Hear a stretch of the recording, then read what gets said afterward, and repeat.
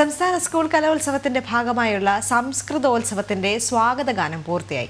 സംസ്കൃത അധ്യാപകനായ ഹരിപ്രസാദിന്റെ രചനയിൽ ബാലമുരളീകൃഷ്ണ സംഗീത സംവിധാനം നിർവഹിച്ച ഗാനത്തിലൂടെ അനന്തപുരിയുടെ ചരിത്രവും പഴമയുമാണ് പറയുന്നത്. സംസ്കൃതോത്സവത്തിന്റെ ഭാഗമായി നടക്കുന്ന സെമിനാറിൽ സ്വാഗതഗാനം ആലപിക്കും.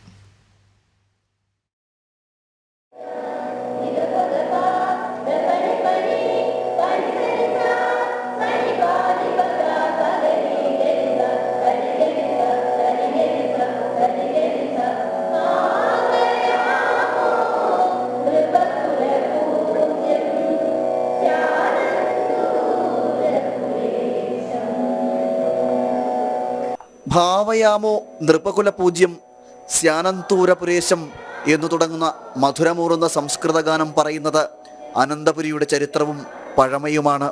പത്മനാഭസ്വാമിയും സ്വാതി തിരുനാളും നവരാത്രി മണ്ഡപവുമെല്ലാം ഗാനത്തിൽ പ്രതിപാദിക്കുന്നുണ്ട്.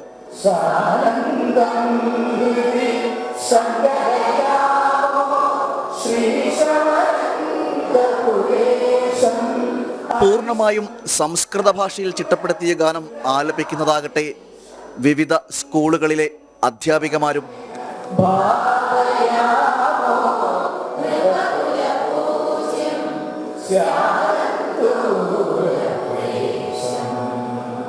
സംസ്കൃത അധ്യാപകരായ ഹരിപ്രസാദിന്റെ രചനയിൽ ബാലമുരളീകൃഷ്ണയാണ് ഗാനത്തിന് സംഗീതം നിർവഹിച്ചിരിക്കുന്നത്.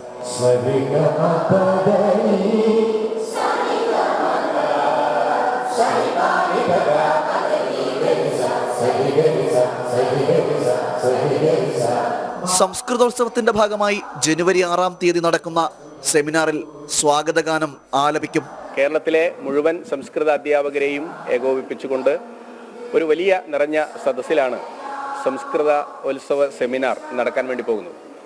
ഇതിൽ ഏറ്റവും ആകർഷകമായിട്ടുള്ളത് നമ്മുടെ ദേശീയ സംസ്കൃത ശബ്ദമായിട്ടുള്ള ബലദേവാനന്ദ സാഗർജി ഇവിടെ തിരുവനന്തപുരത്തേക്ക് എത്തിച്ചേരുന്നത്. അദ്ദേഹത്തിൻ്റെ സാന്നിധ്യം വളരെ വലിയ ആവേശമാണ് തിരുവനന്തപുരത്തെ സംസ്കൃത പ്രേമികളിൽ ഉണ്ടാക്കിയിട്ടുള്ളത്. 5 വേദികളായിട്ടാണ് സംസ്കൃതോത്സവം നടക്കുന്നത്. 5 വേദികളിലെയും ഒരുക്കങ്ങൾ പൂർണ്ണമായിരിക്കുകയാണ്. കുട്ടികളെ സ്വീകരിക്കാൻ വേണ്ടി തയ്യാറായിരിക്കുന്നു. അതുപോലെ തന്നെ നമ്മുടെ അധ്യാപകർ, തിരുവനന്തപുരം ജില്ലയിലെ അധ്യാപകർ ഒരുക്കിയിട്ടുള്ള മനോഹരമായ ഒരു സ്വാഗതഗാനം വേദിക്ക് അലങ്കാരമായി മാറും.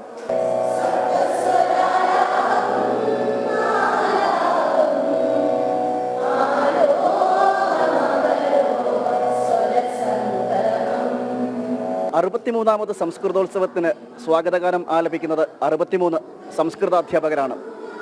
അനന്തപുരിയുടെ ചരിത്രവും പഴമയും ഇതിഹാസവുമെല്ലാം ഈ പാട്ടിലൂടെ നമുക്ക് വായിച്ചെടുക്കാൻ സാധിക്കും. ക്യാമറമാൻ അനീഷ് കാട്ടാക്കടയ്ക്കൊപ്പം പ്രശാന്ത് ശങ്കരമംഗലത്ത്, ജനം, തിരുവനന്തപുരം.